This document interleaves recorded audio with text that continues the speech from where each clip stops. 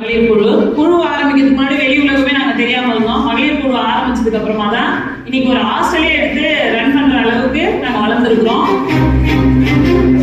அதாவது மகளிர் குழுவா இருந்தோம், இன்னைக்கு ஒரு தொழில் முனைவோரா மாறி இருக்கோம். மகளிர் திட்டம் மூலமா நிர்வாக பயிற்சியும் நிதி மேலாண்மை பயிற்சியும் அளிச்சதுனால நாங்க இன்னும் எங்களால சக்சஸ்ஃபுல்லா இதை பண்ண முடியுது. நம்ம காலில் நம்ம நிக்கிறோம் அப்படின்ற பட்சத்துல ஊதியமா வந்து ஒரு 15,000 ரூபாய் நாங்க ஏர்ன் பண்றோம்.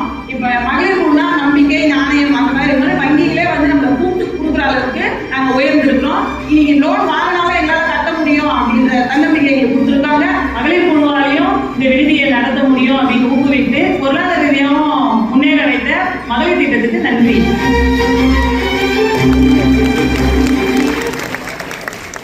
அனைவருக்கும் வணக்கம். என்னோட பேர் மகேஸ்வரி. செங்கல்பட்டு மாவட்டம் சிங்கப்பெருமாள் கோயில் பஞ்சாயத்து. நான் 2002 குழு ஆரம்பிச்சேன். நான் ஆரம்பிக்கும் போது சேமிப்பு வந்து 50 ரூபாய். இன்னைக்கு என்னோட மாத சேமிப்பு 2500 ரூபாய். 1,70,000 ரூபாய் நான் வந்து சேமிப்பாவே வச்சிருக்கேன், என்னோட இண்டிவிஜுவல் சேமிப்பு. அது இல்லாம 15 லட்சம் வரைக்கும் வங்கி கடன் வாங்கியிருக்கோம். இன்னைக்கு எங்க பஞ்சாயத்துல பாத்தீங்கன்னா 146 மகளிர் சுய உதவி குழு அமைச்சிருக்கிறோம்.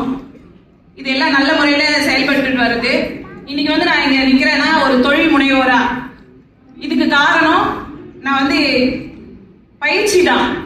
நீங்க பேசுறோம் அப்படின்னு சொன்னாலே பயிற்சி, எந்த பயிற்சி மகளிர் திட்டத்தில் கொடுத்தாலும் நான் வந்து அதை எடுத்துருக்கேன். நிறைய ஸ்ட்ரகிள் வந்திருக்கு.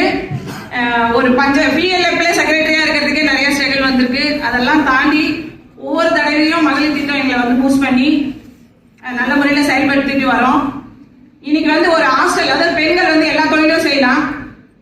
இதுல ரூபன் hostel central government, state government எங்க பஞ்சாயத்துல 3 கோடி ரூபாயில ஹாஸ்டல் கட்டி கொடுத்துருக்காங்க. கொடுக்கும் போது வெறும் பில்டிங்கா தான் இருந்தது.